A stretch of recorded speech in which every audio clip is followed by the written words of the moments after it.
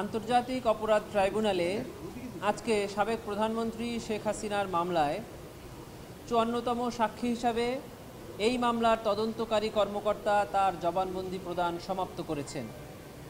Defence কাউন্সিলের পক্ষ থেকে জাস্ট একটি প্রশ্নের মাধ্যমে জেরা শুরু হয়েছে এবং আগামী সোমবার এই মামলায় তদন্তকারী কর্মকর্তার পরবর্তী জেরা চলবে।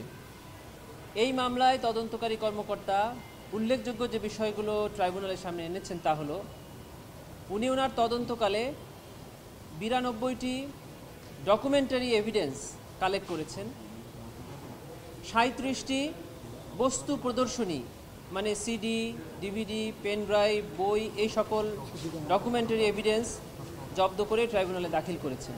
এই সকল মিলিয়ে প্রায় ১৪,০০০ পৃষ্ঠার ডকুমেন্টারি এভিডেন্স উনি এখানে দাখিল করেছিলেন। তার মধ্যে ৫টি ভলিউমে তথ্যসূত্র উনি দাখিল করেছেন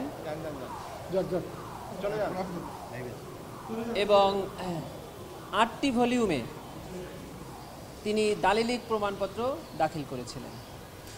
উনি আরও কয়েকটি বিষয়ে ট্রাইব্যুনালের সামনে বক্তব্য প্রদান করেছেন, তা হলো যে এই মামলায় জুলাই গণঅভ্যুত্থান চলাকালে যে মানবতা বিরোধী অপরাধ সংঘটিত হয়েছে তা বাংলাদেশের ৪১টি জেলাতেই কোনো না কোনোভাবে নিরীহ নিরস্ত্র ছাত্র জনতার উপরে গুলি করে তাদেরকে হত্যা করা হয়েছে এবং প্রায় ৫০টি জেলাতে ছাত্র জনতার আন্দোলনের উপরে গুলিবর্ষণ করা হয়েছে, সেখানে অনেকে আহত হয়েছে এবং সেখানে লেথাল উইপন ব্যবহার করা হয়েছে, যেটি সাবেক প্রধানমন্ত্রীর অডিও থেকে আমরা পেয়েছি।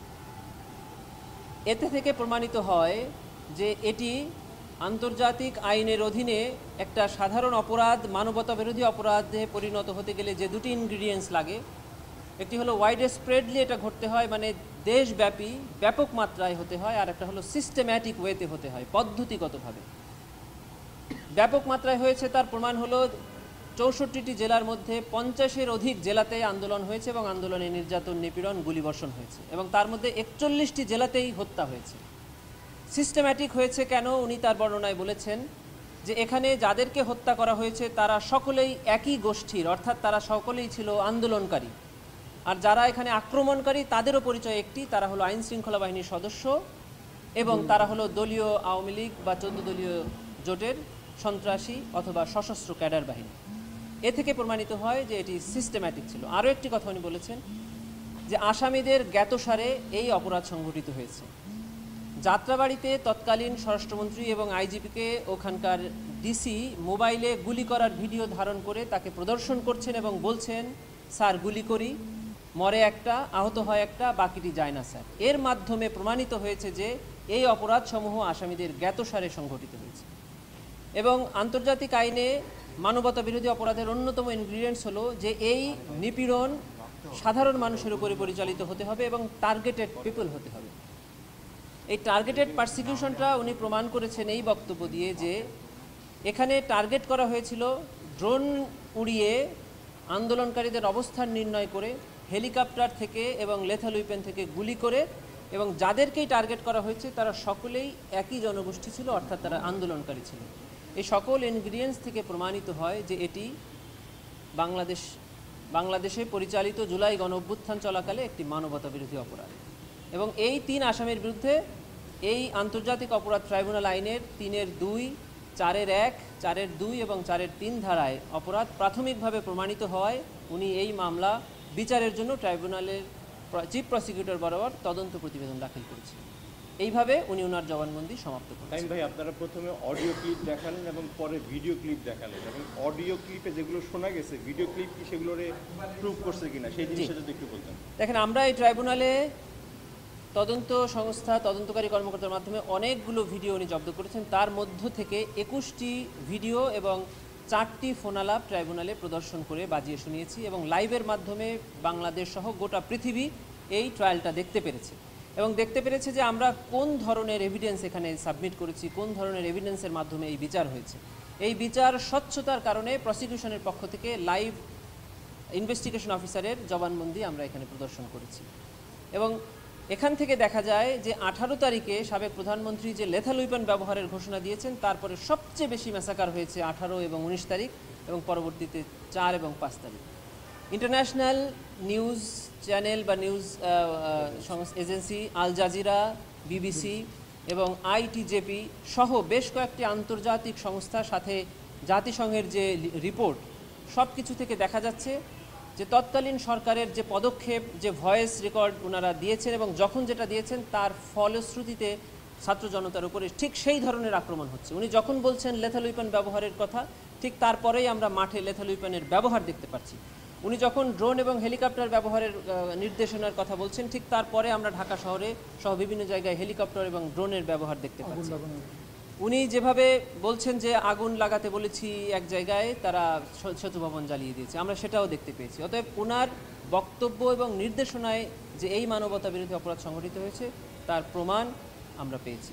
প্রসিকিউশনের পক্ষ থেকে আমরা মনে করি যে এই 54টি সাক্ষীর জবানবন্দির মাধ্যমে প্রসিকিউশন এই আসামিদের বিরুদ্ধে যে 5টি অভিযোগ এনেছিল তার প্রত্যেকটি সন্দেহাতীতভাবে প্রমাণ করতে পেরেছে বলে প্রসিকিউশন মনে করে। এটা আমার মনে আছে 24 জি। এরপরে এই মামলার তদন্তকারী কর্মকর্তার জেরা সমাপ্ত হবে, তারপরে এই মামলাটি যুক্তিতর্ক যাবে। যুক্তিতর্ক দুই পক্ষে শেষ হওয়ার পরে মামলাটি রায়ের জন্য অপেক্ষমান রাখা হবে, মানে সিএভি। এরপরে আদালত নির্ধারণ করবেন যে ওনারা কবে রায় প্রদান করবেন। আপনি একটু দাঁড়াবেন, আমরা সরাসরি সম্প্রচার করবো, আপনাকে আমি 2 মিনিট সেবা নিব। হ্যাঁ বলো। হ্যাঁ এইসব কথা আবার বলতে হবে। শুরু করবো। এই এত আলোর মধ্যে লাইট দেন কি জন্য? চোখ নষ্ট হয়ে জগতের নিয়ম। আপনি তো যখন টিভিতে আসেন তখন লাইট আগে যায় চোখের মধ্যে, প্রথম লাইটটা যায় মায়ের পেটে, লাইট শুরু করবো। একটু শুরু করেন। আমরা একটু মানে স্মার্টলি প্রথম থেকে জানতে চাইবো যে এটা আপনি বললে শুরু করেন। আন্তর্জাতিক অপরাধ ট্রাইব্যুনালে আজকে সাবেক প্রধানমন্ত্রী শেখ হাসিনার মামলার 54তম সাক্ষী হিসাবে এই মামলার তদন্তকারী কর্মকর্তা সাক্ষ্য প্রদান সমাপ্ত করেছেন। এই মামলার আসামি পক্ষের আইনজীবী তাকে একটি প্রশ্নের মাধ্যমে জেরা শুরু করেছেন। আগামী সোমবার তার বাকি জেরা শুরু হবে। এই মামলায় তিনি যে উল্লেখযোগ্য বিষয়ে জবানবন্দি প্রদান করেছেন তার মধ্যে অন্যতম বিষয় হলো যে জুলাই গণঅভ্যুত্থান চলাকালে গোটা দেশে যে মানবতা বিরোধী অপরাধ পরিচালিত হয়েছিল তা ছিল ওয়াইড স্প্রেড, সিস্টেম্যাটিক এবং targeted persecution on civilian population, অর্থাৎ পদ্ধতিগতভাবে ব্যাপক মাত্রায় টার্গেট নির্ধারণপূর্বক সাধারণ জনতার উপরে এই পারসিকিউশনটা করা হয়েছে। তার প্রমাণ হিসাবে উনি বলেছেন যে বাংলাদেশের 64টি জেলার 41টি জেলাতেই এই হত্যাকাণ্ড সংঘটিত হয়েছে এবং তা তিনি ডকুমেন্টারি এভিডেন্স দাখিলের মাধ্যমে প্রমাণ করেছেন। শুধু তাই নয়, এখানে 50টির অধিক জেলাতে নিপীড়ন পরিচালিত হয়েছে। সাথে সাথে এখানে যে ছাত্র জনতার উপরে আক্রমণ করা হয়েছে সেখানে আক্রমণকারী এবং আক্রান্ত ব্যক্তির পরিচয় উনি দিয়েছেন যে আক্রমণকারীরা ছিল সকলেই একই গোষ্ঠীর, অর্থাৎ আইনশৃঙ্খলা বাহিনীর সদস্য এবং তৎকালীন ক্ষমতাসীন আওয়ামী লীগের দলীয় বাহিনী। আর যারা আক্রান্ত ছিল তারা সকলেই ছিল আন্দোলনকারী নিরীহ নিরস্ত্র ছাত্র জনতা। এর মাধ্যমে প্রমাণিত হয় যে এটি একটি মানবতা বিরোধী অপরাধ। শুধু তাই নয়, তিনি ওনার জবানবন্দিতে 92টি প্রদর্শনী অর্থাৎ 92টি ডকুমেন্টারি এভিডেন্স এক্সিবিট করেছেন এবং 37টি বস্তু প্রদর্শনী অর্থাৎ সিডি, ডিভিডি, বই, ডিস্ক, ম্যাগাজিন, গুলি, পিলেট যেগুলো আহতদের শরীর থেকে বের হয়েছে, নিহতদের কাছে পরিবারের কাছে পাওয়া গিয়েছে, সেগুলো ট্রাইব্যুনালে উনি দাখিল করেছেন। বিভিন্ন হাসপাতাল থেকে প্রাপ্ত মেডিকেল ডকুমেন্টস এগুলো উনি জব্দ করেছেন। এরকম প্রায় 14,000 পৃষ্ঠার ডকুমেন্টারি এভিডেন্স উনি এখানে দাখিল করেছিলেন। তার মধ্যে 5টি হলো তথ্যসূত্র, যেটি এই বিগত সময়ের বিভিন্ন পত্রপত্রিকা, আর 8টি হলো ডকুমেন্টারি এভিডেন্স। এইভাবে উনি ওনার সাক্ষ্য প্রদানের মাধ্যমে এই মামলায় সাক্ষী সমাপ্ত হয়েছে বলে আমরা মনে করি। এই মামলা তো আর মাত্র 2টা ধাপ আছে, একটা হলো আর্গুমেন্ট, এরপরে হলো রায়। সেক্ষেত্রে এই অক্টোবরে কি রায় হতে পারে? জি, প্রসিকিউশনের পক্ষ থেকে আমাদের বক্তব্য হলো যে এই 54টি সাক্ষীর জবানবন্দির মাধ্যমে প্রসিকিউশন মনে করে যে এই মামলা যে 5টি অভিযোগ আনা হয়েছিল আসামিদের বিরুদ্ধে, প্রত্যেকটি অভিযোগই সন্দেহাতীতভাবে আমরা প্রমাণ করতে সক্ষম হয়েছি। এবং এরপরে আরেকটি ধাপ, সেটি হলো যুক্তিতর্ক। তারপরে এই মামলাটি সিএভি অর্থাৎ রায় ঘোষণার জন্য নির্ধারিত হবে। এরপরে আদালত নির্ধারণ করবেন যে কবে এটি রায় ঘোষণা হবে। এটি ছিল আজকে। সেক্ষেত্রে আমরা কি বলতে পারি কিনা যে মানে মাসের শেষে? এটি অ্যাবসলিউটলি আদালতের বিষয় যে কতদিন ওনারা রায় প্রদানের জন্য সময় নেবেন। আমরা মনে করছি যে খুব অল্প সময়ের মধ্যে এই মামলার সাক্ষ্য গ্রহণ এবং যুক্তিতর্ক শেষ হবে।